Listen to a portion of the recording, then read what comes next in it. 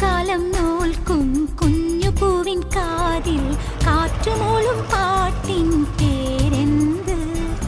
വെള്ളിമേഘത്തേരിൽ വന്നിറങ്ങും പ്രാവുകൾ കൂടുവയ്ക്കാൻ തേടും